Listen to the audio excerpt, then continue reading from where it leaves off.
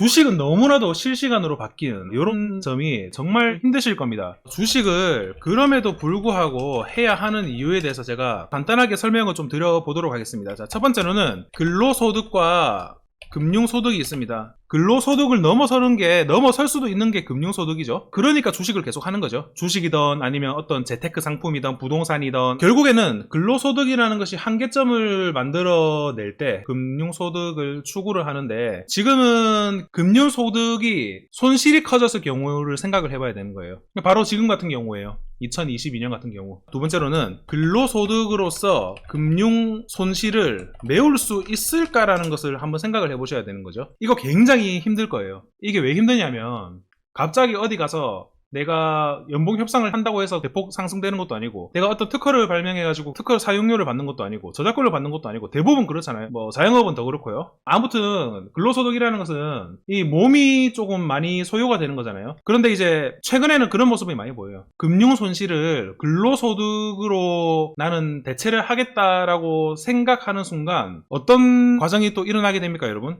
일단 첫 번째로는 금융 손실이 보통의 근로소득으로 단기간에 메워지는 게 힘들고, 지금은 뭐라고 하냐면 세후가 아니고 카후라고 이제 하더라고요. 카드값 제외하고 나는 이제 월급이 1만 원이다, 뭐 이렇게 이제 말하는 시대가 와버렸어요. 이랬을 경우에 근로소득을 추구하기 위해서 이제 주식시장을 한동안 떠나가 있다라고 생각을 해보는 겁니다. 자, 그러면은 이게 주식이라는 게 내가 어떻게 접근하냐에 따라서 이게 도박이 될 수도 있고 되지 않을 수도 있어요. 내가 어떻게 접근하냐에 따라서. 근데 이제 도박을 끊지 못하는 사람들 있잖아요. 뭐 예를 들면은 바카라, 홀짝, 사다리 뭐 이런 끊지 못하는 분들이 많더라고요. 그런데 이게 주식이라는 게 결국에 이런 장을 만나게 되면 도박이라고 생각을 하잖아요. 그런데 도박은 또 아니거든요. 그러니까 지금 이제 카카오 같은 거 쳐다보게 되면은 완전 그냥 사기치고 갔다 이렇게 생각을 할 수도 있는 거잖아요.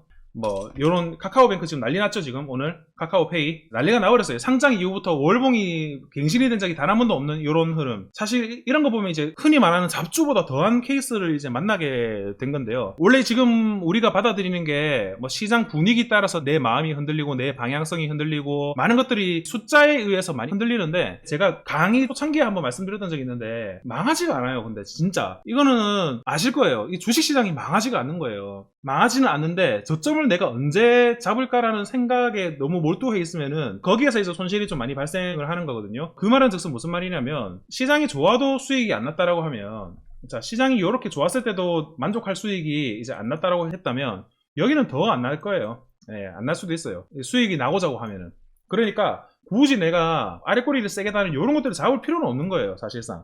왜? 이런 아랫꼬리를 동반하는 어떤 공포가 동반되기 때문에 끝까지 끌고 간다, 뭐 이렇게 되지가 않아요. 사실 이게 사람이 어쩔 수가 없어요. 오늘 당장은 만약에 이런 생각을 하실 수 있단 말이에요. 시장이 이제 코스피 같은 경우에 2000포인트가 만약에 뭐 위협을 하는 시절이 만약에 오게 된다 그러면은, 야, 이때 진짜 모든 자금을 다 끌어가지고 어떤 한 종목에 나는 몰빵을 하거나 아니면 진짜 비중을 가져가가지고 끝까지 한번 가져가 보겠다, 이런 생각을 지금 칼을 갈고 계신 분들은 다 하고 계실 거란 말이에요. 그런데 제일 중요한 것은 뭐냐면, 자, 2000포인트가 저점이라고 생각했을 때 막상 2000포인트 도달하게 되면은 손 그렇게 안 나갑니다, 여러분. 그러면 이제 우리 경기 사이클이라는 게 보시면 아시겠지만은 뭐 이렇게 이어질 거예요. 그래서 지금은 이제 너무 유동성이 급격하게 축소돼가지고 시장 폭락이 너무 세게 일어나는 전례 없는 상태에 우리가 마주를 하고 있는 것이고, 제가 생각하기에는 뭐 이런 장이 그냥 지속이 되지 않을까 생각하고 있습니다. 이번에 어떤 이 악재성 있는 이 유동성 축소장이 끝나게 되면은 이게 가장 좋은 시나리오로 저는 바라보고 있어요. 자, 그랬을 경우에 주식시장이라는 것은 도박이 아니니까 과거에 생각이 난단 말이에요. 이 금융 손실에 대한. 근데 또 주위에 또 돈 벌었다는 소리 들리고 뭐 어떻게 뭐 해보겠다는 소리 들리면은 그때서야 또 들어온단 말이에요. 근데 제일 중요한 것은 뭐냐면, 이 당시에 좀 자신있게 말씀드릴 수 있는 게, 진짜 제가 이 구간 있잖아요. 요 구간.